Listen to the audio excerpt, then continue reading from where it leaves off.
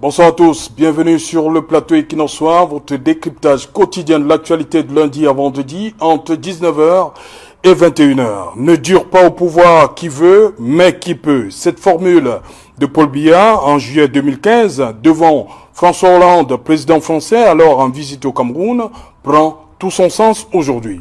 Paul Biya bat tous les records, 37 ans, juste derrière le doyen Théodore Obiangema Bazogo, 41 ans, au pouvoir en Guinée équatoriale.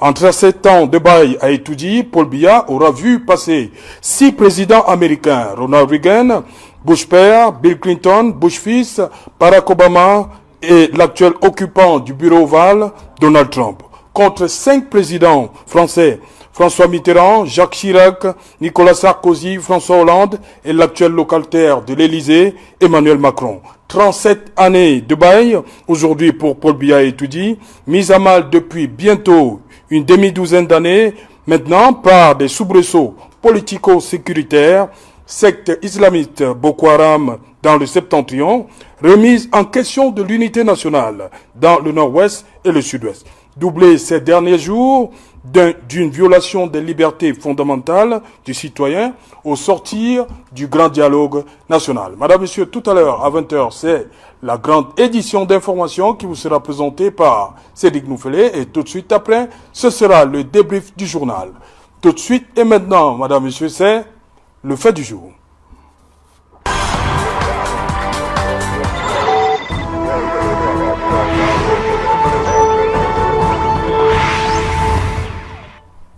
« 37 ans de renouveau. Quel bilan? Pour en parler, je suis en plateau ce soir avec Faustin Touquet. Bonsoir. Bonsoir Otto, bonsoir aux nombreux téléspectateurs de Equinox Télévision. Voilà, vous êtes venu de ce temple du savoir, Yaoundé 2, soit. Yaoundé 2, soit temple du savoir en effet, voilà. Pour ce qui concerne les sciences juridiques et politiques notamment. Voilà, bienvenue une fois de plus sur le plateau, vous êtes politologue. Nous attendons également sur ce plateau Sosten Meder Liporte, qui est le secrétaire national de la communication du mouvement pour la renaissance du Cameroun. Il va nous rejoindre dans un instant. Et avec nous également sur ce plateau, Saint-Éloi Bidou. Bonsoir, monsieur le maire. Merci, bonsoir à tous. Oui. Je voulais tout simplement me permettre une légère discrétion. Vous savez, vous présentez une des plus grandes émissions politiques du moment. Merci. La plus regardée, certainement la plus écoutée également. Mais je voudrais en appeler au promoteur de cette chaîne de télé pour que les panélistes soient un peu plus à l'aise. Lui dit très amicalement qu'il fait très chaud dans votre studio. Voilà, je crois que le message est passé, monsieur le maire. Nous accueillons donc sur ce plateau Sosten Meder Liporte. Bonsoir, docteur. Oui, bonsoir. C'est un immense plaisir d'être avec vous. Oui. Et surtout, il semble que ce jour est un jour particulier pour une personne qui arrive au pouvoir quand j'étais lycéen. Quand j'étais élève au lycée Leclerc. Oui. Vous étiez au lycée Leclerc ce 6 novembre 82. Oui. C'est dans nos connexions bien cet homme-là, parce que nous avions l'habitude de défiler au boulevard de la Réunification d'abord. Oui. C'est-à-dire que... Du côté de non loin voilà, du quartier général. Voilà. Et d'ailleurs, la région de gendarmerie aujourd'hui est placée là où il y avait la tribune officielle. Oui. Donc c'était quelqu'un qui s'est... On le voyait plus facilement parfois que d'autres, parce que il était d'un teint brun cuivré, souvent à côté du président Idio, non loin de lui. Il y avait Tandem Mouna, il y avait... vous avez cette image-là du défilé? Oui. Vous revoyez la tribune? Je revois la tribune, une tribune métallique. Métallique tellement. Elle a été détruite. Oui, elle a été détruite. Les enfants aujourd'hui ne savent pas qu'il y avait une tribune là. Ce n'était pas chacun d'eux qui avait un marché public pour faire la tribune. C'était juste pour, en réalité, juste un peu de peinture sur le métal. Mais 37 ans après, c'est la désillusion. Okay. C'est la désillusion. Parce qu'au lycée, nous étions boursiers. Nous étions boursiers au En lycée. fonction de la moyenne, il Oui. fallait avoir au moins 12,50. Bon, oui, généralement, oui, là, vous avez raison. Vous avez raison. Oui. Oui. Vous connaissez les critères. Mais il y avait néanmoins cette bourse-là. Oui. A fortiori à l'université, c'était quasi systématique. EPSI. Oui, EPSI. Quand moi j'entre en première année en faculté, le droit et sciences économiques, ça s'appelait comme ça. C'était une seule faculté. C'est l'université aussi. Nous avions 30 000 francs de bourse par mois. Sans compter que les parents s'occupaient bien de leur progéniture parce qu'ils étaient bien payés. C'était le franc CFA non dévalué. Mais, et puis, il y en a qui étaient plus entreprenants, qui ont pu soit acquérir le pain de terre avec leur bourse, certains autres qui ont pu se marier du fait de leur bourse d'étudiants. Et bref, c'était beaucoup mieux qu'aujourd'hui. Ok. Du moins le traitement de l'étudiant, de l'élève, Ok. et aussi la vie. Merci. Voilà, on va y revenir en détail hein, parce qu'il y a un volet sur la réforme universitaire qui va Ah oui. sûrement faire plaisir à Faustin Touquet. C'est de Bidou, dites-moi, vous êtes sûr, vous allez achever cette émission? On ne va pas vous demander d'arrêter, de partir? Qui pourrait le faire? Vous avez été mandaté? Pas du tout. Je suis un militant du RDPC, je suis un élu du RDPC. Oui. J'ai ma carte, et je suis reconnu comme ça. Et Vous pouvez parler au nom du parti? Oui, tout à fait. Oui. Mais je suis d'ailleurs contre. Je suis d'ailleurs contre ce type d'attitude. Oui. Parce que Quelle je me souviens une fois, dans une télévision aussi marquée idéologiquement que la vôtre, d'un autre côté, je suis arrivé pour une émission, je crois que c'était un 24 mars, et on m'a fait savoir que la hiérarchie du parti avait demandé que je ne sois pas appelé sur le plateau. Bon, ça, je n'étais pas encore sur le plateau. Oui. Il pouvait se le permettre, mais qui pourrait à cet instant précis me demander à moi de quitter le plateau? Au nom de qui et au nom de quoi? De toutes les façons, je suis un militant du RDPC. Je vous ai posé la question en off tout à l'heure si je devais mettre ma tenue du RDPC, parce que je suis de ceux qui pensent que quand on joue dans une équipe, on porte le maillot de l'équipe et puis on le mouille. Donc, je suis un élu RDPC. Si d'aventure, il fallait avoir un mandat pour venir s'exprimer sur votre plateau, je crois que je ne serais pas venu. Ok. Faustin Touquet, vous êtes universitaire. Comment comprendre que... est-ce qu'il y a eu humiliation qu'on pense beaucoup? C'est-à-dire qu'un chef d'établissement qui demande à un recteur de quitter un plateau? J'aimerais assez ne pas me prononcer sur cette question, mais si j'avais été à la place Est-ce que le parti, l'université, qu'est-ce qu'il y a au-dessus? À mon sens, c'est l'université. C'est l'université. À mon sens, c'est l'université. C'est à l'université qu'on crée le patriotisme. C'est à l'université qu'on crée l'état de droit, la culture juridique. C'est à l'université qu'on crée des valeurs citoyennes. Ce ne sont pas des choses naturelles. L'enfant qui naît ne devient pas ipso facto comme cela citoyen. C'est l'éducateur par son comportement, par ses prises de position qui influence l'apprenant, qui influence, on va dire, le citoyen lambda. Alors, si vous êtes universitaire au sommet de l'enseignement supérieur et que vous n'êtes pas capable de... Comment dire? C'est ma hiérarchie, en fait, l'université de Yaoundé. Mais si vous êtes un vice-recteur, si vous êtes un universitaire, si vous pensez dire des choses utiles pour le développement de votre pays, pour l'image que vous devez renvoyer de l'austérité académique, parce qu'il sera dans les amphithéâtres demain, et qu'on a l'impression que vous obéissez aux injonctions plus ou moins hasardeuses d'une hypothétique, on va dire, hiérarchie partisane, ça ne me fait pas très sérieux. Moi, je n'aurais pas obtempéré à... Je ne sais pas si c'est un ordre, hein, je n'aurais pas obtempéré à... Je ne sais pas comment appeler ça, voilà. Ok, Sosthène Bédalipao. Mais Vous serez parti, vous aussi? Non, je suis patron de la communication d'un parti politique. Oui. Je dois dire que le parti politique a le devoir de mandater des communicants en plateau.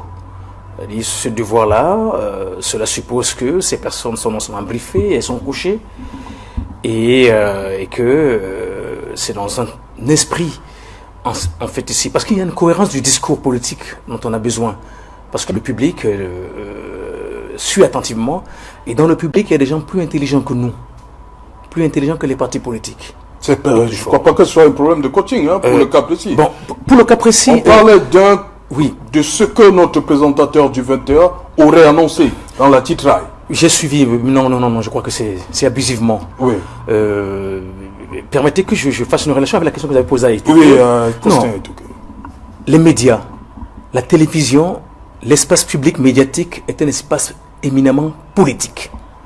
Même si vous venez à la télévision dire que 1 plus 1 égale 2 en base de 10, c'est un discours qui a une portée idéologique et politique, parce qu'il est public. Alors que l'université, c'est un milieu clos. Lorsque Socrate invente ce milieu-là, d'ailleurs nous devons rappeler qu'à son époque, Socrate, on l'avait d'ailleurs condamné, entre autres, de pervertir la jeunesse. Parce que la science, la philosophie, partout, il avait créé des campus et où il allait avec les jeunes et moins jeunes pour dispenser la science. Dans ce milieu clos, en réalité, il n'y a pas de comparaison. Je souhaiterais même d'ailleurs, vous voyez comment est-ce que vous nous présentez tout ceci, effectivement, qu'en plateau de télévision, vous présentez quelqu'un par son prénom et son nom et vous vous arrêtez là. Vous pouvez ajouter professeur agrégé de sociologie ou d'histoire. Ou alors, docteur en communication, cela. Mais en réalité, ça n'a pas beaucoup d'espace, beaucoup de place sur l'espace public médiatique, qui est un espace, c'est le champ politique. Alors que l'université, c'est le champ académique. Nul n'entre ici s'il n'est géomètre, donc à l'université. Donc, le problème est justement avec nos gens en face, du RDPC notamment, il y a en permanence une collusion. Ils aiment bien que, en fait, la seniorité et le grade universitaire soient vantés à la télévision. Non, ça n'a pas d'importance. Vous êtes une particularité, hein. Vous le faites parce que parfois il faut que vous le fassiez. J'observe beaucoup, je fais beaucoup dans la sociologie des médias. Oui. Donc, et notamment des intervenants médiatiques, des médiateurs professionnels comme vous. Donc, il y a un problème à ce sujet-là. Donc, quand il y a cette collusion, ça peut même frustrer l'autre participant qui, lui, il sait, lui, il est conscient, M. Bilon, qu'il est là sur l'espace public médiatique, donc politique, éminemment politique. Donc, sur ce plan-là, bien entendu, moi, je n'ai pas envie de faire de comparaison pour dire l'un est supérieur à l'autre. Parce que sans le corps social, il n'y a pas d'université. Sans le corps social, il n'y a pas d'université. Auprès de qui fera-t-on des enquêtes? Avec qui travailleront? Oui, en fait, les corpus, les échantillons avec lesquels il faut travailler, c'est dans le corps social. Et donc, en fait, s'il y a une corrélation étroite entre l'université, qui est donc le champ académique, donc où la parole ici est une parole savante, d'un milieu clos. Je crois qu'on est déjà dans un amphithéâtre. Non, c'est que vous avez raison, mais c'est un peu. C'est périphérique. Vous risquez. Monsieur Biloa a subi hier un camouflet, le pire peut-être de sa vie. C'est pas bon ça. C'est pas du tout bon. On aurait dû le laisser finir son émission. On aurait pu le critiquer même étant en direct, mais pas le dire, monsieur, déguerpissé. Ah ben non, ça ressemble un peu à ce qui se passe en tabac. On arrive, on dit aux gens, ça n'a rien à voir avec l'université d'abord, là, je donne l'exemple. On dit aux gens, partez, sans leur trouver un point de chute. Et c'est pas bien du tout. Okay. Donc, parce qu'il faut expliquer cela également au public. Il faut expliquer cela. Donc, vous avez raison. Peut-être un coup de fil viendra tout à l'heure pour dire, vous n'avez pas le droit et que vous devez partir. Pourquoi pas un policier? Pour vous. Samy Saint-Éloi Bidon. Je rappelle, vous avez dit que vous êtes un élu. Hein? Vous êtes le premier adjoint au maire. Du 6e arrondissement de Yaoundé. Il est très courageux. Voilà. Saint-Éloi Bidon, le 21 juillet 90, Paul Biya, face à Yves Mourouzi de Radio Monte Carlo, disait ceci, cette phrase qui est devenue célèbre. Je voudrais que l'histoire retienne de moi l'image de l'homme qui a apporté la démocratie et la prospérité. est-ce que c'était en 90, 27 ans après? Avant 1990, Oui, toujours. 27 ans après. Avant 1990, Oui, toujours devant Yves Mourouzi, Oui. le président Biya déclarait, quand on lui a demandé quel genre de personne il était, il a dit « Je suis un social-démocrate ». Je crois que c'est par là qu'il faut commencer. Un social-démocrate, c'est quelqu'un qui se sent proche des préoccupations du peuple, c'est quelqu'un qui se sent proche de l'exercice des libertés. Et le président Biya n'a pas attendu 1990 pour commencer à promouvoir l'exercice des libertés. Vous vous souvenez des fameuses ordonnances qui ont empêché à beaucoup de Camerounais de rentrer dans leur pays. Je voudrais quand même vous dire que moi, Saint-Éloi Bidou, entre 1975 et 1982, j'avais déjà séjourné à la BM, à la DIRDOC, à la CEDOC, chez, comment on l'appelait encore. Donc, bref, chez toutes ces... Ça, c'est sous le président Idjouza. Oui, tout à fait.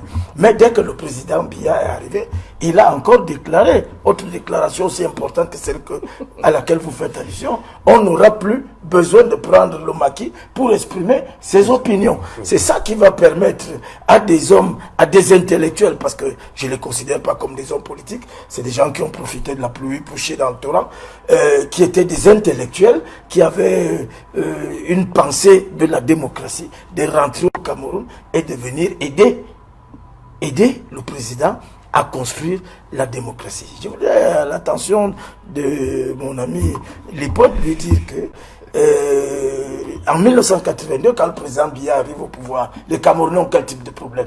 En dehors des problèmes de liberté. Tout le monde voudrait s'exprimer.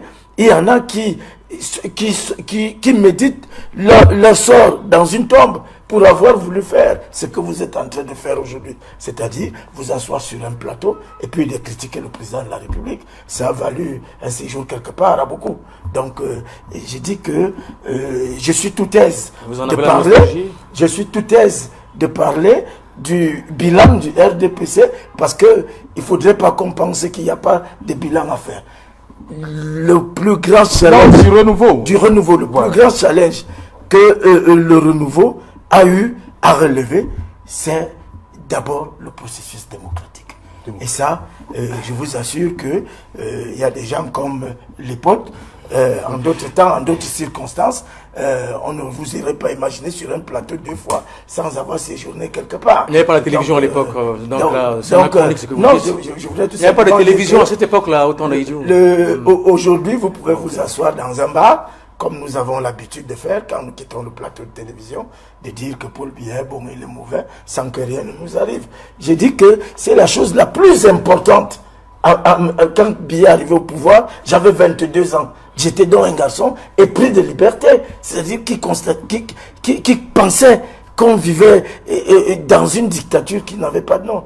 Donc aujourd'hui, le Cameroun a d'autres problèmes, mais je dis que reconnaissez quand même que sur ce plan, le président a annoncé qu'il était pour l'exercice des libertés. Il a tout fait, pas facilement. Il a réussi à construire un espace où les Camerounais peuvent librement s'exprimer. Il a commencé par son propre parti. Le RDPC est né en 85. Quand vous lisez l'article 2 des textes du RDPC, c'est un article qui affirme l'exercice des libertés, le libre choix des dirigeants, la liberté d'expression, la liberté d'opinion. Toutes ces libertés sont affirmées dans les textes du RDPC. Peut-être que ça a pris un peu de temps pour qu'il délivre la notice finale et pour qu'on soit au même niveau de compréhension. Mais je dis que, ne serait-ce que pour ça, nous devons féliciter le président parce qu'il a fallu et du doigté et du tact. Ok. Faustin Touquet, sur le discours de Saint-Éloi Bidou, il pense que le président est quand même, il a fait beaucoup pour ce qui est des libertés. Sinon, vous seriez, il dit que sinon on ne serait pas sur ce plateau en train de parler de lui. D'une certaine manière, oui, mais le monde est statique, il est dynamique et tout dépend du point de repère tout dépend de quand est-ce qu'on veut commencer à raisonner. En 1982, Monsieur Saint-Éloi dit qu'il avait 22 ans, moi j'avais 4 ans. Donc je ne sais pas trop ce qui se passait à cette époque-là. Vous êtes né la même année que Obiangema Bazogo lorsqu'il prend le pouvoir. Semble-t-il. Et à 22 ans, il a donc dû connaître un peu le mandat, l'administration du président Ahidjo, que personnellement je n'ai connu que par la recherche documentaire. Mais la recherche documentaire a ceci d'intéressant qu'on peut remonter très loin dans le temps. Et le Cameroun est un pays relativement jeune, dont on peut rapidement faire des synthèses. Le président Paul Biya, c'est la 6e administration du Cameroun. S'il faut commencer chronologiquement, le Cameroun c'est un pays qui n'a que 135 ans en tant qu'État. C'est vrai que les tribus qui existaient sur notre actuel territoire sont là depuis un certain temps avant, mais la forme étatique qui commence avec les Allemands en 1884, c'est 135 ans, c'est pas plus que cela. Il y a eu la première administration allemande, environ 32 ans. Ensuite, il y a eu 6 ans d'administration franco-britannique. Ensuite, c'est la Société des Nations qui a administré le Cameroun, qui a juste confié la gestion à la France, la Grande-Bretagne. Et puis, il y a eu l'ONU qui a administré également le Cameroun. Donc, le président Amadou Ahidjo arrive en 1960. C'est la 5e administration, en fait, qui s'exerce sur le territoire du Cameroun. Il a fait 22 ans. Maintenant, le président Paul Biya, il arrive en 1982. Le compteur d'aujourd'hui, il a 37 ans. Et bon, statistiquement, c'est quand même l'administration la plus étendue dans le temps. Vous savez, les Allemands ont fait 32 ans, lui, il a fait 37 ans. Donc, ça peut sembler tout à fait pertinent et heuristique même de se livrer à un bilan de son action.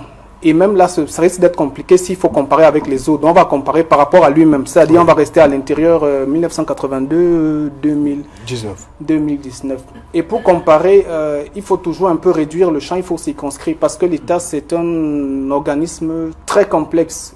Nous, on dit à nos étudiants, dès le niveau 1, que quand ils doivent essayer de penser l'État, ils doivent penser le territoire, le gouvernement, la population.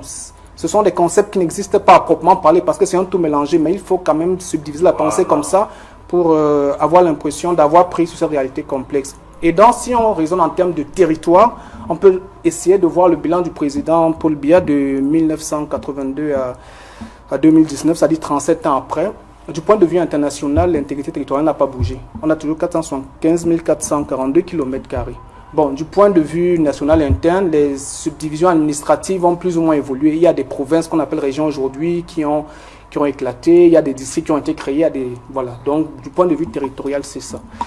Du point de vue du gouvernement, si on veut être objectif, de 82 à 2019, la forme du gouvernement n'a pas fondamentalement changé. C'est toujours un État central et qui a même eu tendance à densifier la centralité du pouvoir, malgré le discours décentralisateur et les pseudo-institutions décentralisatrices. Le point d'impulsion névralgique de l'action politique publique au Cameroun administratif, c'est Etoudi.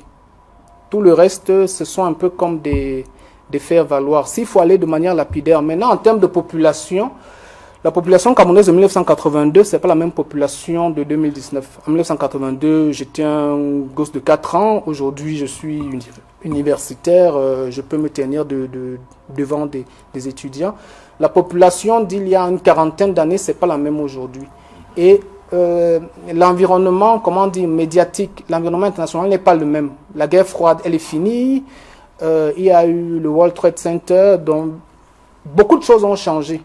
La technologie a pris le pas sur des volontés politiques. Aujourd'hui, pour vous prétendre contenir le discours, c'est presque impossible. Le Cameroun n'a pas la technologie pour contrôler, par exemple, Facebook, WhatsApp, et tout, etc.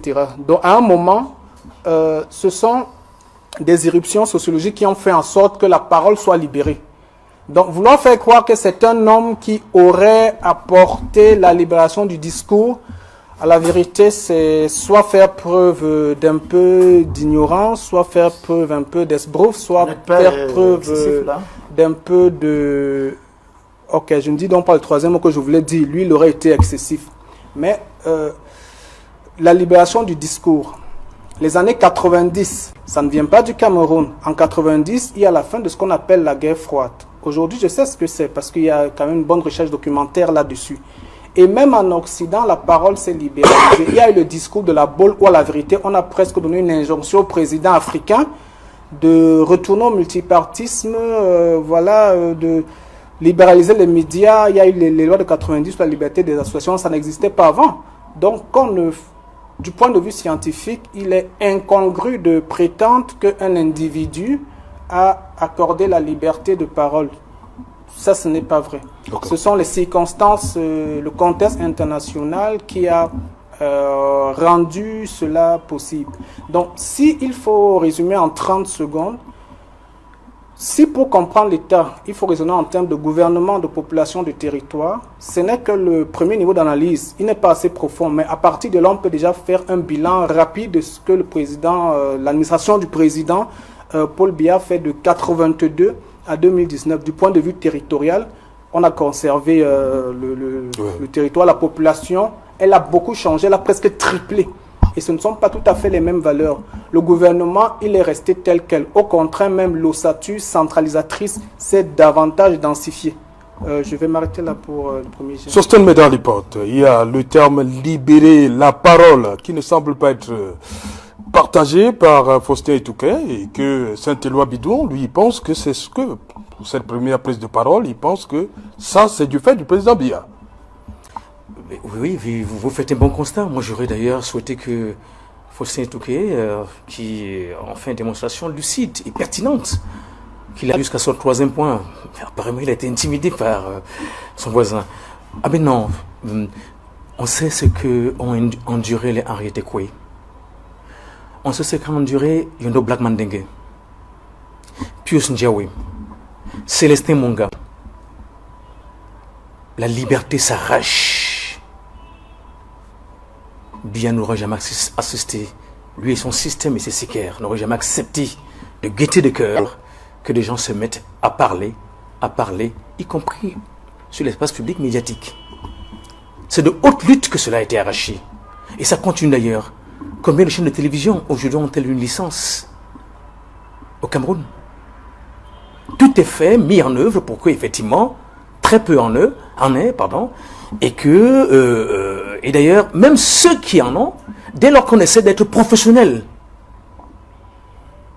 les pontes du régime qui soutiennent donc Biya, effectivement, ont tout fait de dire qu'il est de l'opposition. Non. Le discours médiatique est un discours médian, de médiateur. Il est certes, à un moment connoté, d'un point de vue idéologique, parce qu'il y a ce qu'on appelle la ligne éditoriale. C'est-à-dire qu'on peut dire que nous, effectivement, nous supportons des idées progressistes, ou nous supportons des idées conservatrices. Toutefois, les faits sont implacables. La véracité des faits est là. Moi, je n'aime pas beaucoup l'expression les faits sont sacrés. Je n'appartiens pas à ce courant d'idées. Ils sont une construction, mais toujours est-il que les faits, ils sont là, et bien entendu, l'irréfutabilité des faits peut être établie. Donc, sur ce plan-là, les faits peuvent être partagés par tout le monde. En revanche, maintenant, c'est le commentaire et l'analyse. Donc, quand il le dit, c'est comme si on était à l'église qui s'appelle Etoudi ou Mvomeka. Il y avait en fait l'officiant principal, Paul Biya, qui était là et qui donnait la communion en guise de parole à tous les Camerounais. Archi faux. Il n'a donné la parole à personne.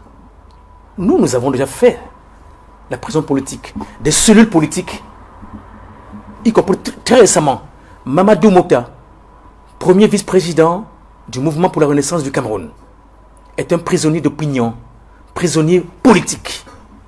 Et le jour où Biya accède au pouvoir, il n'y en a pas dans les geôles de la dictature à Idio. Il n'y en avait pas. Mais lui, cette année 2019 seulement, on en a compté plus de 500 prisonniers politiques pour une seule formation politique. Et d'autres croupissent encore dans ces geôles-là. De quelle liberté vous parlez? Et d'ailleurs, le discours qui vient des militants de votre parti politique, qui en réalité, ce parti qui date de 66, parce qu'il n'a fait que changer de nom. Ouais. 66, donc il est pratiquement mon âge. Donc, ça n'a pas été... non, la parole a été arrachée et elle continue d'être arrachée de haute lutte. Je suis persuadé, moi je ne suis pas dans votre rédaction, mais je suis persuadé, Serge Alain Autou, que vous subissez des pressions au quotidien. Je ne suis pas là, je ne vous demande pas de dire oui ou non, s'il vous plaît. Je suis persuadé, j'ai exercé comme journaliste, je sais de quoi je parle. Et sur ce plan-là, bien entendu, les pressions sont énormes, venant notamment des pontes du régime et précisément des tout-dits. Vous vous rendez compte qu'un directeur général de la télévision nationale réunit les gens un jour à Ebolova pour le dire, du média à capitaux publics, qu'est-ce qu'on doit faire pour faire gagner Paul Biya avec l'argent du contribuable, dans le cadre du travail de la CRTV. C'est anormal. C'est embrigader la presse là-bas. Et pendant ce temps, ceux qui ont conquis la liberté ailleurs, savez-vous qu'à France 2, il suffit que le directeur général de France 2 descende dans la salle de rédaction pour qu'il y ait grève. Le directeur de l'information, oui. Le directeur des programmes, oui. Mais le directeur général, parce qu'il est le politique, il rencontre d'abord les autres directeurs et cause avec eux pour d'autres choses. Alors, voilà donc des situations où des gens se glosent d'avoir octroyé la liberté. Ça, c'est sur le plan politique, alors que ça a été arraché de haute lutte et la lutte continue. Ok. Saint-Éloi Bidou, vous évoquiez tout à l'heure cette autre phrase du président de la République, nul n'aura plus besoin de prendre le maquis pour exprimer ses opinions. Mais lorsqu'on écoute Sostène Médard-Lipote, il évoque ces arrestations à la suite de l'élection présidentielle 2018. Pour lui, il y a même encore des prisonniers politiques. Ils sont là-bas parce qu'ils ont exprimé une opinion politique. Je voudrais, avant de répondre à cette question, faire savoir à mon voisin de droite que moi je ne suis pas... Faustin Touquet. Faustin Touquet, je ne suis pas venu ici pour recevoir un cours de droit constitutionnel. Encore faut-il avoir des moyens pour me le dispenser. On ne peut pas me traiter d'ignorant parce que j'ai dit quelque chose. De toutes les façons, c'est fait. Monsieur Lipote, laissez-moi. Les oreilles, c'est comme les pieds. Et les miens, je les ai nettoyés ce matin, donc je comprends bien. Je dis que quand vous nous invitez des politologues sur les plateaux, si vous voulez qu'on échange, et par rapport à l'actualité, on sera très à l'aise avec ceux qui ont une culture politique. Moi, j'ai appris à communiquer à l'école doctorale. Donc, on ne vient pas apprendre à communiquer sur un plateau de télévision. Ceci étant dit, le président Biya a dit qu'on n'aura plus besoin de prendre le maquis pour exprimer ses opinions. J'ai dit encore que les libertés dans tout le monde entier ont fait l'objet de des luttes sérieuses. Il ne faut pas confondre ce qui s'est passé au Cameroun après l'élection présidentielle. Je vais vous dire, quand on est universitaire, surtout dans des sciences juridiques, la première des choses qu'on apprend, c'est la légalité. C'est la légalité. Et il me semble que le président de votre parti est agrégé des sciences juridiques et enseigne la légalité. Et ils se sont plaints de ce qu'ils reçoivent des fins de non-recevoir à chaque fois qu'ils posent une demande de truc. Je vais vous montrer. Moi, je suis un élu RDPC, premier adjoint maire dans un arrondissement. Il y a à peine 20 jours, j'ai écrit au sous-préfet, le sous-préfet, M. Bidoum Éloi Bonaventure. Vous allez les premiers adjoints au maire. Demande d'autorisation de manifestation publique. Déclaration. Si vous avez écrit autorisation, vous vous êtes trompé. C'est un détail. C'est pas un détail, c'est la loi. Bon, je vous le concède. Ah, bon, merci. Vraiment, je vous le concède. Merci. Pardonnez ma carence de vocabulaire. Donc, j'ai voulu être légaliste. On m'a opposé une fin de non-recevoir. Qu'est-ce que j'aurais dû faire? Prendre le maquis pour aller affronter l'autorité administrative avec tout ce que cela... Et ça, c'est la deuxième demande. J'ai fait une première demande une semaine avant. On m'a dit qu'il fallait 7 jours francs que je me conforme à cet article. J'ai refait. J'ai pris 10 jours. On me dit conformez-vous à l'article 7 et à l'article 8. Donc, vous comprenez que l'argument selon lequel on concède tout au RDPC, non, il est faux. Il est faux. Et je dis encore que il ne faut pas confondre les brigands politiques qui sont arrivés sur la scène, qui ont pensé qu'ils pouvaient surfer sur des choses qui ne leur permettaient pas. Non, on ne peut pas avoir le pouvoir par la force quand on n'a pas pu l'avoir par les urnes. Donc, je dis encore qu'il n'y a pas de prisonniers, il n'y a pas eu de prisonniers politiques. Il y a eu des hommes qui se sont réunis quelque part et qui ont décidé de défier l'autorité de l'État. C'est de ça qu'il s'agit. C'est de ça qu'il s'agit. L'autorité de l'État. Et ils ont été pris en flagrant délit de rébellion. Ils ont été condamnés. Ils ont été condamnés. Il y a des gens dont on peut soupçonner peut-être le caractère de prisonnier politique. Je vais prendre un cas, moi, ça me vient comme ça, n'en déplaise. Quand vous prenez un monsieur comme Marafa Hamidou Yahya, moi j'ai toujours dit qu'il va falloir que je rentre à l'université, c'est 40 ans derrière moi, que je rentre à nouveau à l'université pour aller apprendre ce qu'on appelle complicité. C'était complicité de quoi là? Quelque chose comme ça, complicité. Donc pour vous, le seul prisonnier politique, c'est Marafa Hamidou Yahya? On pourrait soupçonner, mais vraiment, la vague du MRC qui allait en prison, ça c'était de la rébellion et chacun a répondu de ses actes. Maintenant, ce qui est très important, ce ne sont seulement pas les libertés, parce que le RDPC a à son actif des grandes réalisations. Il faut quand même pas... Monsieur le maire, on parle du président de la République, le renouveau. Le président Biya a à son actif des grandes réalisations. Qui a été le promoteur de l'opération Épervier? C'est le SDF? C'est le MRC? Qui est en prison dans le cadre de l'opération Épervier? Ce sont les militants du MRC? Quoique votre président, bref, on ne parle pas des actions pendantes, mais je dis que c'est le président Biya qui lance également l'opération Épervier, une opération de salubrité politique dont les résultats sont probants. N'oubliez jamais qu'il y a un premier ministre en prison, 3 secrétaires généraux, 18 ministres, 22 directeurs généraux. Lorsque vous parlez des résultats probants, oui, non, ça signifie que quand on a commencé à dire au président que ses amis, appelons-les comme ça, ses camarades du séminaire, étaient en train de spolier la fortune publique, il a demandé des preuves. Bon, quand il a eu des preuves, qu'est-ce qu'il a fait? Il a lancé l'opération Épervier. Donc, s'il fallait le grader, on dirait qu'il est champion. Mais l'habitant de Daba, non loin de nous ici, attend toujours que ces personnes-là puissent rembourser ce qui a été détourné. Moi, j'aurais même demandé, parce que ces personnes ont déjà payé, et un prix très fort. Quoi, la privation de liberté? N'oubliez jamais.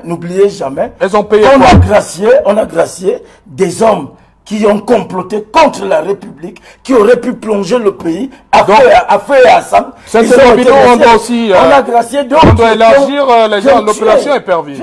Tout à fait. Moi, je dis que si il est question de faire la paix, si la paix du Cameroun passe par là, pourquoi pas? Pourquoi vous avez gracié des hommes qui ont tué de manière sauvage, qui ont préparé et mangé la chair humaine?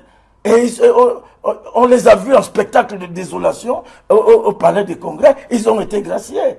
Pourquoi ne pas reconsidérer que, bon, qu'on reparte? De toutes les façons, je préférerais être à leur place que d'être de ceux qui ont décidé de plonger le Cameroun dans le feu et dans le sang. Voilà, Faustin Toukas, justement, par rapport à cette opération d'assainissement des mœurs publiques, l'opération Épervier 2006, elle démarre.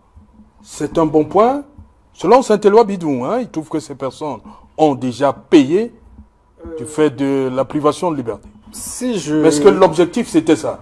Commente son commentaire, peut-être qu'il le prendra encore mal tout à l'heure. S'il s'est senti déjà tout à l'heure un peu mal, je voudrais m'en excuser. La science nous donne, comment dire, une certaine capacité d'analyse que le grand public n'a peut-être pas. Quand je m'en vais rencontrer un médecin, je fais confiance à son expertise. Il est censé avoir étudié pendant 10 ans des dysfonctionnements de l'organisme humain et je fais confiance à son jugement. Nous qui étudions peut-être les sciences juridiques et politiques depuis un peu plus d'une dizaine d'années, on essaye de mettre à la disposition du grand public des informations qu'ils n'auraient pas autrement, sauf s'ils décident par exemple également de venir passer toute leur vie à l'université. Et donc, s'il faut essayer de ramener à une échelle compréhensible par le grand public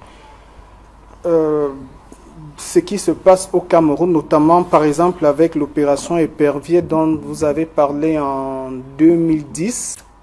2006 2006. Oui, depuis 2006. 1998. Il faudrait peut-être... Il faudrait peut-être d'abord fondamentalement rappeler comment l'économie fonctionne. Qu'on soit dans un village, qu'on soit dans une cité, ou qu'on soit dans un État. L'État, c'est un organisme très complexe et parfois le comprendre, ce n'est pas tout à fait évident. Mais l'économie, il faut produire des biens et des services. Il faut les produire d'abord. Ensuite, il faut inventer, trouver un mécanisme pour redistribuer les biens et les services. Et par la suite, il faut donc les consommer. Le Cameroun, puisqu'on va essayer de faire comme si le Cameroun commence en 1982, on va essayer de faire comme si ce n'est pas la 6e indépendance du Cameroun. Le Cameroun, qui commence en 1982, celui dont hérite le président de la République, l'actuel le président Paul Biya, l'économie camerounaise de 1982 n'est pas fondamentalement différente de l'économie camerounaise d'aujourd'hui en 2019, qui elle-même, à la vérité, n'est pas fondamentalement différente de ce qui s'est passé sous l'administration du président Ahidjo. Comment sont produits les biens que consomment les Camerounais? Pas par les Camerounais. Donc on devrait à un moment se demander comment est-ce que ces biens qui sont produits à l'extérieur du territoire national, comment ces biens font pour arriver ici? Par quel mécanisme? Comment est-ce qu'une voiture fabriquée par un Allemand ou un Japonais fait pour arriver au Cameroun? En échange de quoi? L'altruisme n'existe pas entre des États. Il faut bien qu'il y ait une contrepartie. Si des téléphones arrivent, si des armes arrivent, l'armée camerounaise a des armes, mais nous ne fabriquons aucune arme, même pas des munitions. Si ces choses arrivent et peuvent équiper nos forces, si nos hôpitaux peuvent avoir des seringues, des bistouris et tout, comment est-ce qu'on fait pour avoir ces choses? Ça ne pousse pas sur des arbres. Il y a des gens, quelque part, qui réussissent à les produire. Nous, on fait comment pour les avoir? L'économie camerounaise, malheureusement, elle est restée primitive, elle est toujours primitive. Nous vendons des matières premières qui sont juste un cadeau de Dieu. Il n'y a pas un Camerounais qui peut prétendre avoir transpiré une goutte de sueur ou de sang pour avoir des matières premières. Nous vendons des matières premières, nous avons une cagnotte et le gouvernement, ce qu'on appelle gouvernement, c'est-à-dire notamment le chef de ce gouvernement, le président Ahidjo, après maintenant le président Biya, décide de faire ce qu'il veut avec cet argent public. Bien, ils peuvent inventer leur mécanisme de redistribution. Mais comment ça se passe au Cameroun actuel? On parle souvent de détournement de deniers publics. Quand je regarde cette notion aujourd'hui, je suis un peu embarrassé parce que je ne sais plus trop ce qu'elle signifie. C'est le Cameroun qui décide, par exemple, puisque nous ne fabriquons rien, de trouver un mécanisme par lequel on va s'approvisionner en biens produits à l'extérieur. Nous avons mis en place ce qu'on appelle la mercuriale de prix.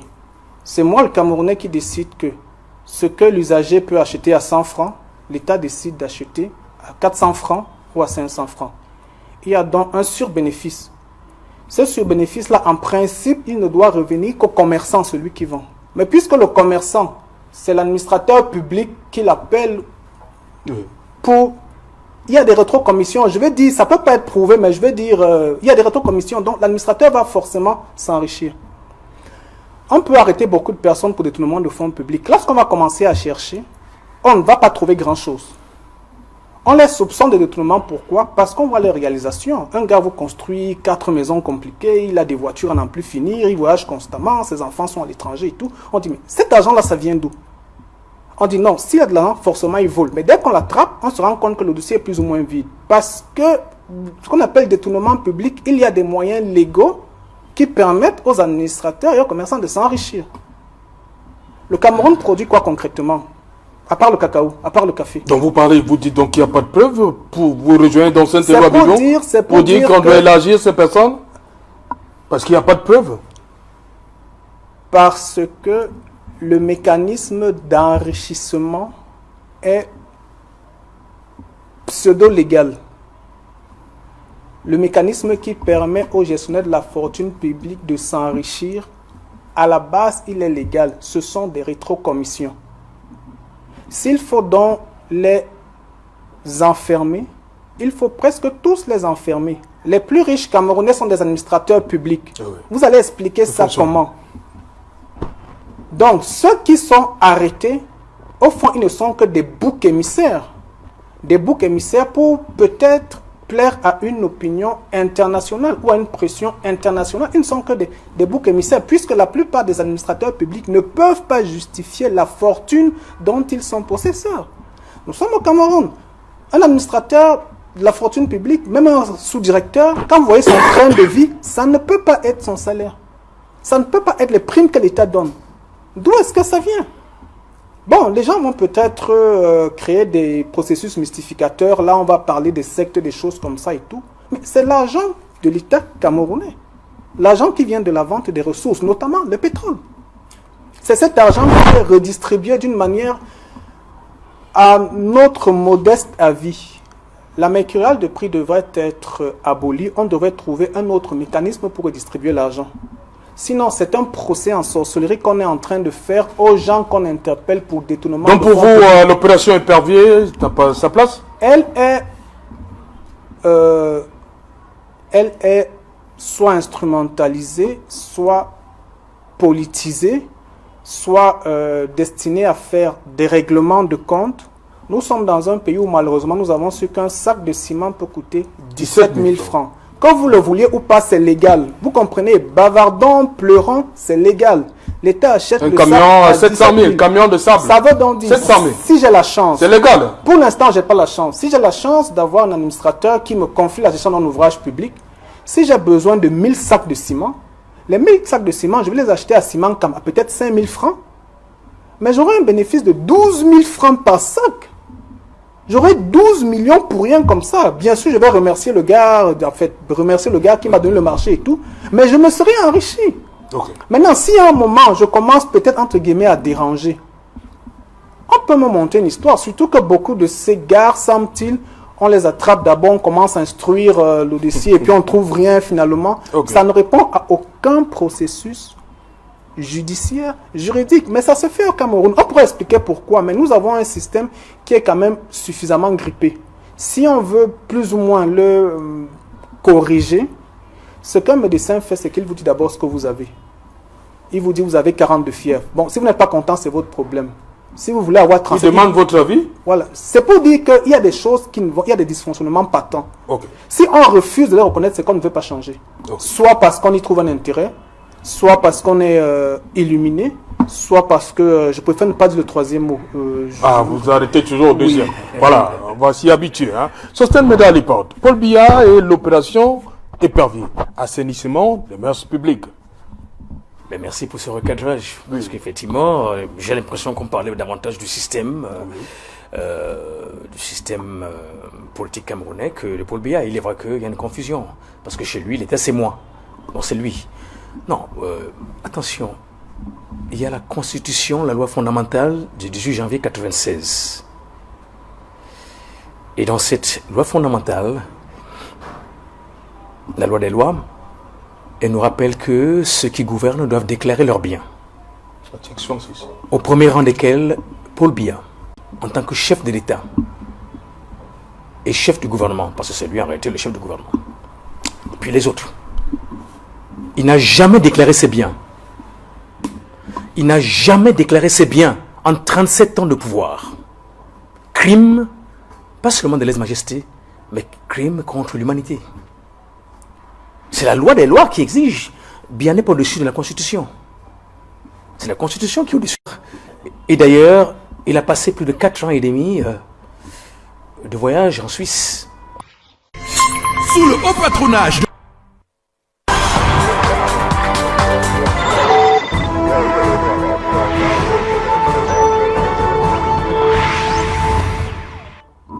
Retour retour sur le plateau équinoxoir, c'est la deuxième partie, la partie bien évidemment, madame, monsieur, consacrée au débrief du journal. Nous sommes toujours en compagnie de nos trois invités, Sosten Medar Lippert du mouvement pour la renaissance du Cameroun, Faustin Etouké, politologue, et le maire de Yaoundé 6, le 6e arrondissement, premier adjoint au maire du 6e arrondissement de Yaoundé, lui c'est Saint-Éloi Bidou. Monsieur le maire, dites-moi, aujourd'hui, 37 ans, mais le président est passé parce que beaucoup disent que c'est cet événement-là, le 6 avril 84, qui a complètement transformé l'homme. C'est-à-dire le Paul Biya avant 84 n'est pas le même aujourd'hui. Je crois que le 6 avril 84 a été une journée tragique pour tous les Camerounais où le destin du Cameroun a failli basculer entre les mains d'une bande d'individus qui avaient pensé que la démocratie ne sera pas une réalité et qu'on pouvait par les armes prendre ce qu'on ne peut pas avoir par les urnes avec un peu de patience. Donc le président Biya, je ne le connaissais pas avant, je ne sais pas comment il était, d'autant plus que c'était un premier ministre pas agité, pas atteint de bougeotte comme beaucoup de premiers ministres au monde. Ça a toujours été un homme très effacé, mais un homme, et avant d'être président, on ne lui connaît pas beaucoup de sorties, hein, en dehors de l'inauguration de l'école polytechnique, de l'école des travaux publics, du marché Nobel, oui. Marché central, oui. On ne lui connaît pas beaucoup de sorties pour penser que c'est ça qui aurait changé l'homme. Moi je crois que l'homme a commencé à être un peu incompris et a tissé une toile autour de lui pour mieux aborder les questions. Je vous ai dit tout à l'heure que le président Biya s'était défini comme un social-démocrate. Bon, maintenant sur le plan social, puisque nos contradicteurs d'en face du MRC, pas particulièrement Medar Lippert, mais dans l'ensemble de leur idéologie, la contestation systématique, la négation permanente des choses qui sont faites et qui sont bien faites. Je voudrais quand même vous rappeler que quand le président Biya arrive au pouvoir, la ville de Yaoundé a 3 lycées. Et qu'au jour d'aujourd'hui, je suis maire dans un arrondissement de Yaoundé. Nous avons en notre actif 7 lycées. Et que je n'ai pas eu le privilège d'aller au lycée général Leclerc. Pourtant, mes enfants aujourd'hui changent de lycée quand ils veulent. Vous avez parlé de volonté politique. Je crois que voilà des œuvres qui sont telles que quand le président Biya ne sera plus là, on lui demandera qu'est-ce que tu as fait. Il dira aux Camerounais, j'ai permis à tous les Camerounais de pouvoir aller à l'école. Ce n'est non plus la communauté internationale qui est derrière ça, c'est la volonté politique. Quand le président Biya arrivait au pouvoir, il y avait 3 hôpitaux à Yaoundé. Et je peux quand même...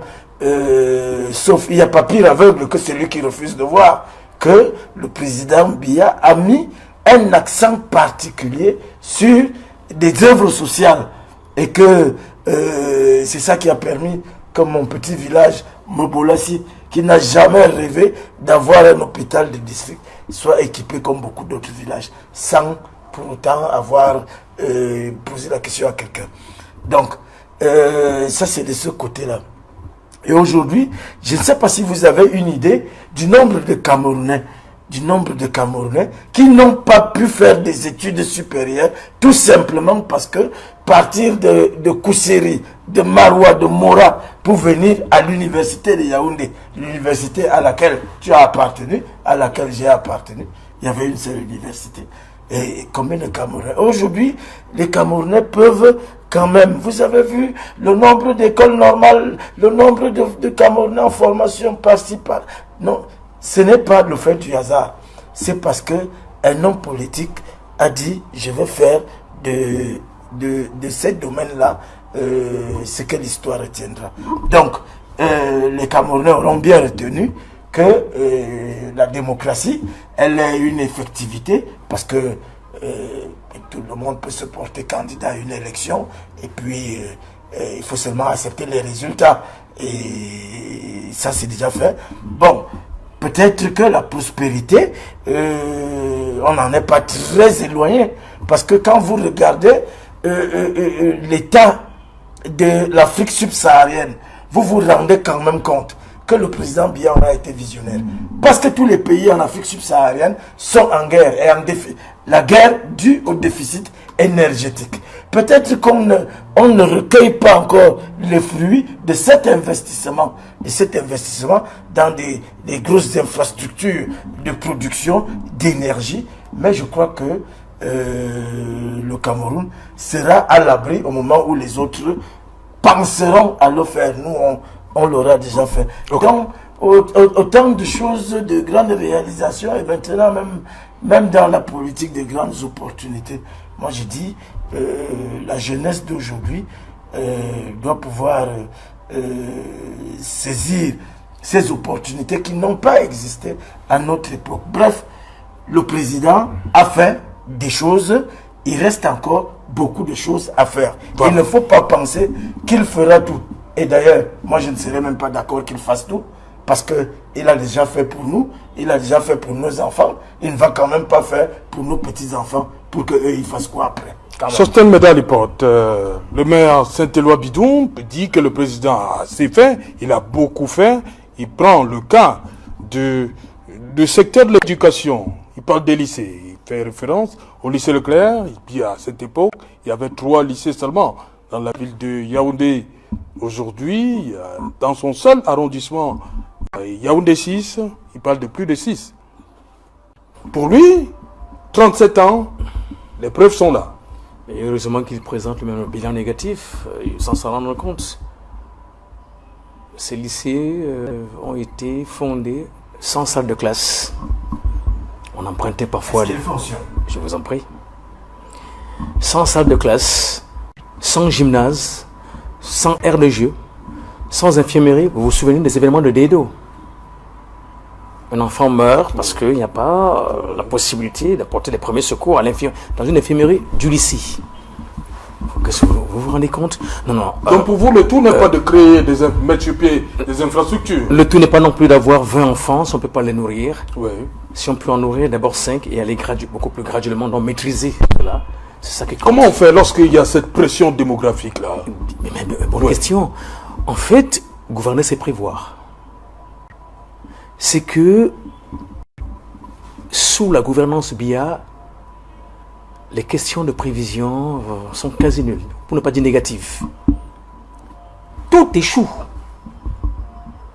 On n'a pas pu prévoir, tracer en 37 ans, entre les 2 grandes villes du pays, une autoroute. Et lorsqu'il a fallu commencer les travaux, on a commencé par là où c'est même improductif pratiquement. L'autoroute devait être Douala-Yaoundé. Même si on avait d'assement fait 60 km, il y aura beaucoup plus de valeur ajoutée que cela. Et voyez-vous, le port de Crébi, on a beau dire c'est un lourd investissement. Mais en matière de prévision, toujours, il se présente aujourd'hui ce port-là comme un tonneau de Danaït. C'est quand un bateau de guerre français qui accoste que l'on nous annonce avec pompe qu'il y a eu cela, ou alors un bateau... Pendant que le client est au Cameroun. Oui, ou alors que le client au Cameroun, ou alors un bateau qui lui doit transporter de la matière première pour du biogaz qu'on aurait pu en fait fabriquer, produire au Cameroun. Et pendant ce temps, il y a un champ de tracteurs à Ebolowa qui n'a jamais poussé. Même Bialou est monté sur l'un de ces tracteurs. Après, on a vu l'herbe pousser. Les tracteurs n'ont pas produit autre chose. Il n'y a jamais eu d'usine de tracteurs à Ebolowa. Et pourquoi Ebolowa? Fallait-il seulement diversifier pour diversifier? Pour dire qu'il fallait offrir quelque chose aux siens à la dernière minute? Non, ça ne se passe pas comme ça. Observez les grands pays développés, y compris ceux de l'Afrique, ceux qui montent là maintenant, le Rwanda. Vous voulez dire que le président a voulu faire plaisir aux siens comme ça. Du Sud? Les 2 barrages de Mekim et de Memvelem, c'est des échecs. Allez demander aux experts. Ce sont de grands groupes électrogènes L'un a été raté dans sa conception et l'autre, bien entendu, et d'ailleurs tous les deux, le transport de l'électricité produit à 300 km des premières usines. Non. Voyez-vous ce qu'on a fait il y a 60 ans, 70 ans environ, du côté des DA. Là où on a construit un barrage, à l'époque, les autorités coloniales camerounaises et Péchiné, Koulman à l'époque, ont prévu qu'il y ait l'usine à l'UQAM pour transformer, bien entendu, la bauxite en aluminium, en alumine. Vous vous rendez compte? Mais là, on prévoit une ligne de transport et entre-temps, il y a des pertes. Hein, au fur et à mesure, l'investissement même du transport est même plus lourd. Non. Même en Europe ou en Amérique, il y a des zones industrielles. Et c'est là où on construit, bien entendu, des centres de production de l'énergie. Centrale nucléaire, le plus, la Ruhr en Allemagne. Ça a été appris même en 4e, en 5e par les élèves aujourd'hui. Bon, voilà donc échec total sur ce plan. Je le disais avant que le journal, votre journal ne passe, que voyez-vous, par exemple, lui-même n'a pas été stimulant. Puis lui-même a découragé les opérateurs économiques. En 96, quand il a encore une autre chance, il n'arrive pas lui-même à déclarer. À déclarer ses propres biens. La Constitution du 18 janvier 96 précise que le président de la République lui-même déclare en premier lieu ses biens. Lutte contre la corruption. Non seulement il ne le déclare pas, et puis continue de semer le discours sur « avez-vous les preuves ?» La plus-value de la déclaration des biens d'un président, c'est quoi? Je suis d'accord avec vous. Hein. C'est hautement stupide de penser que le président ne doit pas déclarer ses biens. Parce qu'il en a. Il est président depuis 37 ans, il est dans la haute administration depuis 60 ans, il a des biens, on les connaît. Je ne sais pas pourquoi on met des freins. Dites ça au Camerounais, encore là. Voilà la caméra, dites ça encore au Camerounais. À faire une fixation mais si empêche le débat d'évoluer, je dis. Mais si, c'est le leadership. Attendez. C'est le leadership qui donne le ton du développement. C'est le leadership ou du pouvoir ou du bon pouvoir. L'organisation, certes. La notoriété aussi des leaders. Le leadership dans leur capacité à pouvoir écouter les aspirations profondes du peuple, tous secteurs confondus, les canaliser et savoir maintenant aussi penser une politique de gouvernance qui soit adéquate et qui amène tout le monde à être prospère. Aujourd'hui, ce n'est pas le cas. Vous le savez très bien, ici à Yaoundé, il y a des gens à qui on a donné de l'argent pour être de nouveaux riches, ils n'ont pas pu. Parce qu'ils n'en avaient pas la capacité. Ils ont brûlé cet argent, on le sait très bien. Donc, sur ce plan-là, bien entendu, sur le plan économique, catastrophe.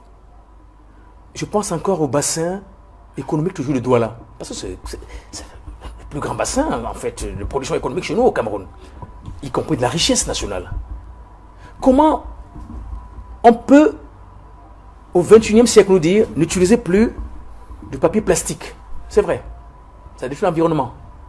Savez-vous qu'avec la SELUCAM à EDEA, 100 milliards d'investissements de francs CFA non dévalués, donc 200 milliards de francs CFA d'investissement. Hop! Puis arrête l'usine, fais arrêter l'usine. Sous des prétextes fallacieux, on sait lesquels et qu'on sort. On sait, mais arrête l'usine. Des milliers d'emplois dans le bassin de Douala et EDEA qui sont supprimés. Des personnes qui perdent en fait de l'argent, de la ressource. Et puis voilà que nous aurions pu être les premiers producteurs, ou parmi les premiers producteurs mondiaux de pâte à papier. Nous en importons pour fabriquer même nos cartons. Et d'ailleurs même les cartons on importe. Et même les cure-dents on importe. Donc, vous vous rendez compte? Voilà autant de choses. Cameroun Shipping Lines. Ouais. Les jeunes Camerounais ne savent pas que le Cameroun avait une compagnie maritime qui faisait la fierté du Cameroun. Cameroun Airlines, je ne parle pas des Camerco. Certains enfants nés à Douala ou à Yaoundé savent très bien que chaque fois qu'il y avait des vols inauguraux, effectivement, la Camer avait des très beaux avions. 9. Je ne parle pas d'abord des avions affrétés. Je dis bien 9, ces propres avions. Voyez-vous, le transport même des personnes humaines par le train. quand on a pris Bolloré, on a préféré le transport de la marchandise, du fret aux êtres humains. Essayer de supprimer le train dans la région de Londres, dans la région en Île-de-France, dans la région parisienne, ou bien du côté de München. Vous allez voir une journée seulement. Parce que le train, c'est à la fois le métro, c'est le RER, c'est le TGV, c'est aussi les trains, en fait. Oui, voilà. Mais c'est de supprimer celui qui transporte les êtres humains. La vie s'arrête. La vie s'arrête tellement parce qu'il y a de la vie en dessous, le métro. Il y a la vie au-dessus, un peu partout. Rien. Même le train allant de Otélé en Balmayo. Ça avait un très beau nom là. Ngonetenga. Oui, Ngonetenga. Très beau nom. Vous vous rendez compte? Kumba aussi. Oui, Kumba, vous vous rendez compte? Kumba. Oui. C'est inacceptable. Au lieu plutôt de développer cela pour... On parle de vivre ensemble aujourd'hui. Pour favoriser justement le vivre ensemble. Des brassages humains. Voyez-vous comment est-ce qu'en réalité, ceux qui prenaient le train étaient si proches, si frères au Cameroun. Ils se racontent même des anecdotes du genre. Parfois, le conducteur s'arrêtait pour prendre un peu de vin de panne quelque part, lorsqu'il y avait panne, et que ça faisait plaisir parfois à tout le monde. Il y a aussi des grincements de dents, bien entendu. Il fallait moderniser. Mais non, que non. Sous Biya, l'économie est à plat. On ne compte que quelque part sur les recettes douanières, les taxes, et même là, un ancien ministre en charge des taxes, des finances, de la douane, bien entendu, donc autrement dit, oui, tout cela, est en prison. Et pourtant, ce monsieur-là avait réussi, en son temps, quoi qu'on dise, aussi à faire entrer de l'argent dans les caisses de l'État. Vous voulez parler de Polycarpe Abba? Oui. Mais apparemment, visiblement, selon les dossiers, il se servait davantage qu'il ne servait aussi, en fait, la communauté publique. Donc, sur ce plan-là, le président Biya, en 37 ans, a fait preuve, en réalité, c'est la descente aux enfers. En politique, alors, vous savez très bien, il n'est plus légitime, vous le savez, n'est-ce pas? Il n'est plus. Il est légal, mais il n'est pas légitime aujourd'hui. Donc, vous le savez très bien, et en matière, on n'a pas les droits de l'homme, mais sur le plan politique, Moi, je n'étais purement pas politique, le jour qu'on faisait la différence entre c'est le légitime et le légal. Hein. Vous avez dit que vous avez fait droit, non? Non, j'étais pas à l'école ce jour-là. La légitimité est conférée par le peuple, les populations. C'est-à-dire la confiance qu'elle vous accorde par la participation politique. Le président des urnes. Voilà. Et maintenant, la urnes, légalité, l'apartheid, Ian Smith était légal. Le président des urnes, c'est qui? Mais il n'avait jamais été légitime. Non, le président élu de Facebook de Caire, on le connaît, mais le président des urnes, c'est qui? Je ne sais pas que vous étiez actionnaire auprès de Mark Zuckerberg. Bon. Ce que nous voulons dire ici, c'est que sur ce plan, échec total. Et il semble s'en rendre compte. Voyez-vous comment est-ce que par rapport à ce qu'on a appelé récemment le grand dialogue, nos amis là, évidemment, écumaient les plateaux en disant que on va négocier avec qui? Quelle arrogance! En 61, nous n'étions pas encore nés. Moi, j'étais né. Oui, bon, mais vous n'avez pas encore même 1 an, ou 2 ans. Voilà. Ce que nous voulons dire, c'est qu'en 61, il y a eu un accord politique entre la République du Cameroun et le Southern Cameroons. Rappelons-le toujours, ne l'oublions pas, c'était un accord politique à Fumban. On a beau revenir, mais on n'a jamais pu reconstituer le grand Cameroun allemand. D'ailleurs, le politologue tout à l'heure est très vite passé dessus et rapidement avec des mots justes. Voilà. Et on n'a pas pu reconstituer cela en termes de superficie. Mais on a quand même réussi à se remettre ensemble. Paul Biya ne respecte jamais sa parole donnée. Il viole la Constitution, il déclare pas ses biens.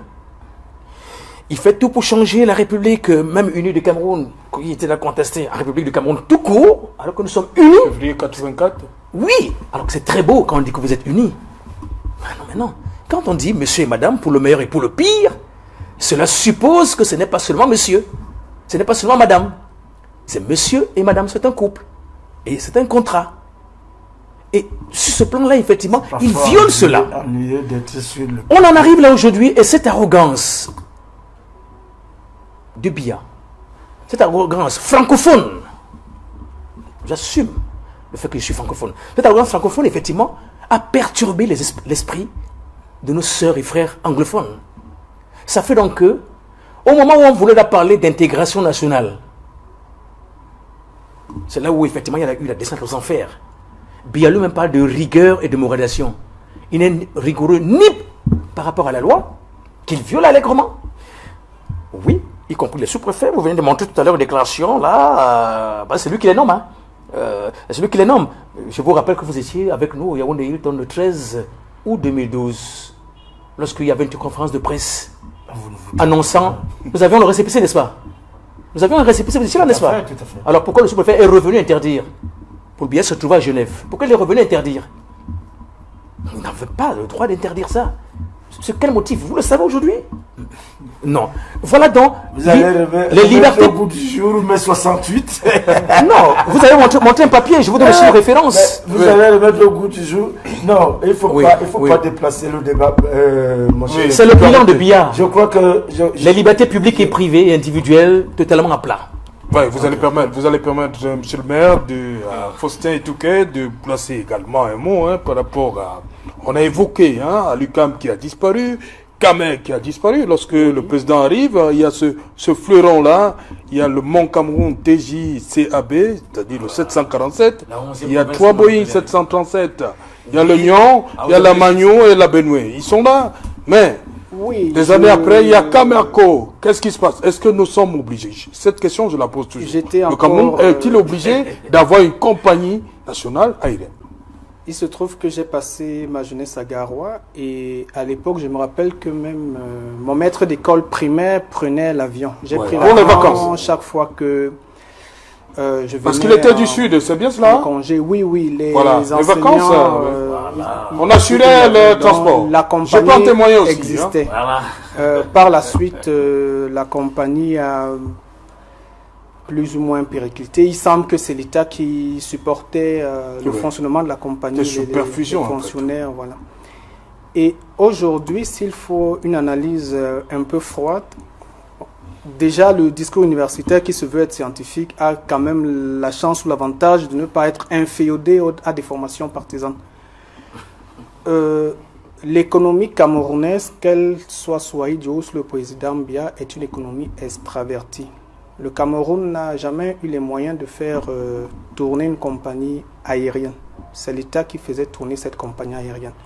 Maintenant, l'argent qui faisait tourner la compagnie aérienne, d'accord, ça faisait de la redistribution, ça faisait des emplois et tout. Une autre administration a peut-être estimé que cet argent pouvait servir à autre chose.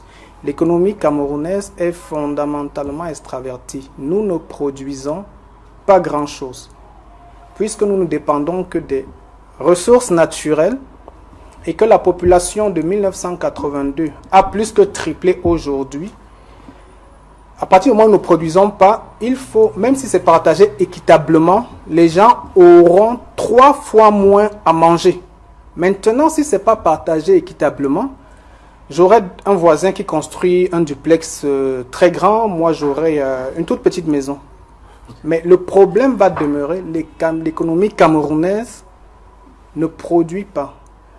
Pour produire, malheureusement, il faut changer le système en profondeur. Et là, le nom de M. Biya ou d'un autre nom ne sera d'aucune utilité. Pour devenir productif, il faut investir sur l'éducation.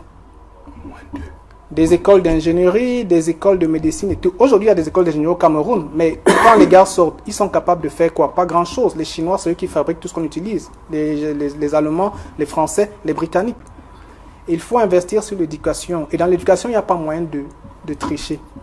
Alors, puisque le temps court à sa fin, peut-être en 2 minutes, on a parlé à un moment de la crise sécuritaire de 1984. Mais si on oublie que le Cameroun est un État assez jeune, 135 ans, mais l'État en fait c'est quoi? L'État c'est une organisation qui ne peut pas exister sans une armée permanente. Et en Occident, ça a pris près de 4 siècles pour que les armées deviennent permanentes et contrôlent un territoire. Avec un pouvoir politique qui s'est progressivement différencié des autorités militaires. Au Cameroun, cette chose a été greffée par la colonisation. Donc l'armée camerounaise n'est pas tout à fait vraiment l'armée camerounaise, c'est une armée héritée. Il y a eu, depuis les indépendances, jusqu'aux années 90, plusieurs coups d'État en Afrique subsaharienne. C'est-à-dire le pouvoir militaire récupère le pouvoir politique. sous prétexte toujours de vouloir changer. Mais quand les gars prennent, qu'est-ce qui change? Au Burkina Faso, qu'est-ce qui a changé? Un État moderne ne se gère pas en fait, avec des gens qui n'en ont pas, malheureusement, les compétences. C'est une machine assez compliquée. À tort ou à raison, en 1984, si le coup d'État avait marché, les militaires auraient pris le pouvoir, rien ne dit que le Cameroun serait développé aujourd'hui. Alors, pour essayer un certain équilibre, on a donné aux militaires une hégémonie sociale sur la population. Un militaire, il est mieux payé qu'un enseignant, qu'un magistrat, qu'un ingénieur, Et donc, il y a une relative paix militaire. Le pouvoir politique, à un moment, il est plus ou moins paralysé. Ceux qui vont donc faire un mauvais procès à M. Bian ne comprennent pas le sens de fonctionnement d'un État moderne. Un État moderne, on n'est pas à l'université, mais il y a un mot qu'on dit souvent, le monopole de la violence légitime. Il faut un groupe social capable d'imposer un ordonnancement des valeurs, qu'il soit bon, qu'il soit mauvais. Hitler a fait des choses compliquées en Allemagne, Mao a fait des choses compliquées en Chine. Donc au Cameroun, le petit héritage qu'on peut avoir, c'est qu'il y a une armée aujourd'hui. Maintenant qu'il y a une armée, peu importe le pouvoir politique qui soit là, il faut voir comment travailler avec cette composante sociologique importante pour essayer de booster l'éducation. Parce que si on ne booste pas l'éducation, on ne sera pas capable d'équilibrer l'économie. Le vrai problème, tout ce qu'on va prendre, la crise sécuritaire au nord, la redistribution, le jeu même des partis politiques. Les partis politiques font quoi? Les partis politiques vendent de la sous-traitance au public. Si j'arrive au pouvoir, je vais faire ceci. Si j'arrive, je vais faire... Vous allez faire avec quoi? Ils ne le disent pas clairement, mais c'est l'argent du pétrole que nous avons. Nous allons faire ceci. Monsieur Faustin, vous avez parlé très longtemps, donc vous ne pouvez pas prendre le temps de parole. Les politiques publiques en matière d'investissement, c'est les leaders politiques qui les définissent. Il ne faut donc pas, en fait, faire comme si le leader politique, celui qui gouverne et qui est leader, l'intervention de l'État, c'est par un gouvernement et des hommes. Vous comprenez? Donc, vous ne pouvez pas faire comme si BIA, la banque route économique du Cameroun ne dépendait pas de BIA. Non, BIA est à l'origine de la banque route économique du Cameroun. Dans le Cameroun de 2019, si je prends 30 secondes, dans le Cameroun de 2019, il y a un grand déficit de formation d'éducation. Et même les universités, mais vous m'interrompez systématiquement. Je ne peux faire pareil. On ne discute pas de ce côté. Non, vous voulez dédouaner BIA de la banque route économique. Oui. Vous l'avez dit. Si je ne parle pas, je me tais. Si je ne parle pas, je me tais. Vous l'avez dit. Permettez, Faustin, en tout cas, il nous reste... Il y a des problèmes structurels au Cameroun. Ces problèmes reposent fondamentalement sur des lacunes éducatives. Et lorsqu'on parle d'éducation, les partis politiques sont muets. Lorsqu'on parle, quand les enseignants ont des problèmes, les enseignants, les partis politiques sont muets. Les partis politiques éducatifs du MRC règlent ce problème. J'aurais pu être désagréable quand vous parliez, et ça c'est ce qu'on reproche au MRC. On peut vous écouter, mais vous ne voulez pas écouter. Vous dites que nous sommes muets alors que nous avons un pacte éducatif, un programme de gouvernance qui parle d'éducation. Le MRC de métier. Non, voilà donc. Nous avons été courtois quand monsieur représentant du MRC parlait.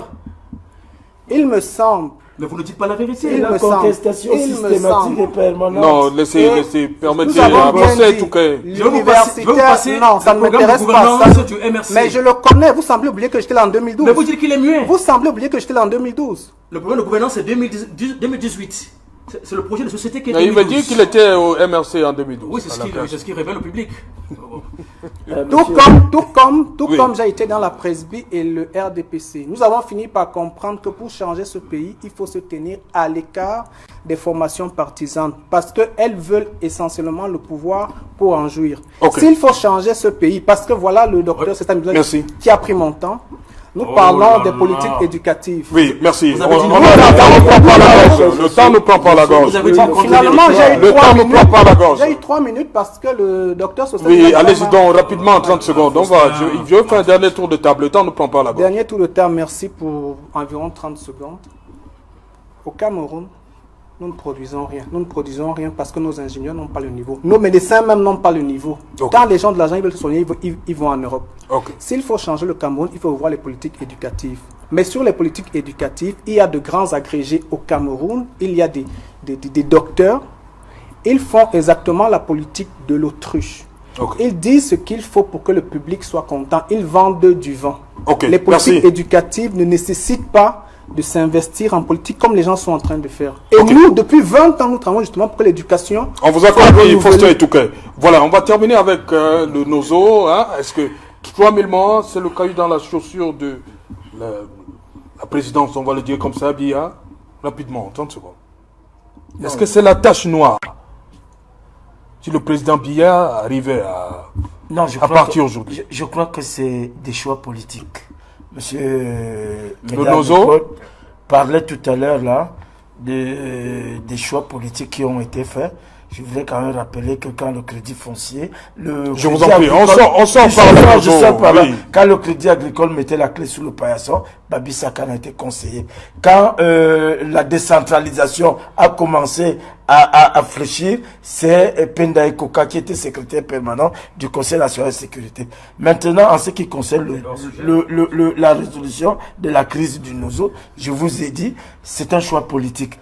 Est-ce que c'est un caillou? Est-ce que c'est une tache noire sur... Non, non, non, pas du tout. Je crois 3000 morts, c'est je rien? crois que- non, vous savez combien de Camerounais meurent pour autre chose? Vous savez combien de Camerounais meurent parce qu'il n'y a pas d'eau? Vous savez combien de Camerounais meurent sur des blocs opératoires? Ok. Non, il n'a pas fallu attendre 3000 morts pour organiser le dialogue. Mais est-ce que le dialogue lui-même portait des germes de quelque chose qui voulait régler la crise Vous anglophone? parlez justement d'un grand échec de l'apaisement. Ok. Sosten Medal porte le Nozo, 3000 morts déjà. Est-ce que le président Biya aurait pu éviter ça? Ben, il aurait pu l'éviter si, ne serait-ce qu'il y a 3 ans, il avait écouté la voix justement de l'opposition, notamment du MRC, qui préconisait déjà à cette époque-là un dialogue en 2 étapes. Première étape, aller demander pardon. Seconde étape maintenant, constituer cela. Mais ce qu'ils ont organisé l'autre jour n'en était pas un. Le grand dialogue national. Il a accouché d'une musaraigne, Ok. une sorte de souris puante. Donc, au contraire, ça a aggravé la situation. Faustin Touquet. Oui, 3000 morts, c'est beaucoup. Mais n'oublions pas que la fédération qui est dissoute en 72, c'est parce que nous sommes dans la guerre froide, les intérêts français y ont vu un intérêt. Ne faisons pas comme si le président Ahidjo a voulu dissoudre la fédération. Si nous perdons de vue le contexte historique qui a fomenté l'existence du Cameroun même depuis la conférence de Berlin, si nous voulons focaliser sur M. Biya, c'est que nous ne voulons pas changer le Cameroun. Ok. Le président bien sera là peut-être dans 10-20 ans. Moi, je serai encore là et mes enfants seront là. Ok. S'il faut arranger ce pays, il faut qu'on organise par des pauses structurelles. Ok. Et qu'on Merci. arrête cette chasse aux sorcières où Biya est monté, M. Kamto est descendu ou bien tout le reste. Merci, parce que nous ça sommes ne arrivés. sera jamais profitable. Voilà, merci, nous sommes arrivés au temps. Merci Sosten d'être passé. Merci infiniment. Voilà. Merci Faustin Touquet. Merci à vous, monsieur le maire, d'être resté jusqu'à la fin. Hein.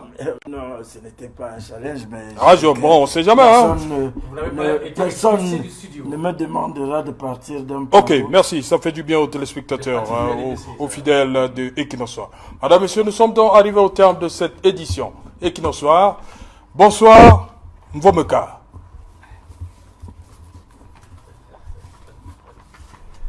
Ok.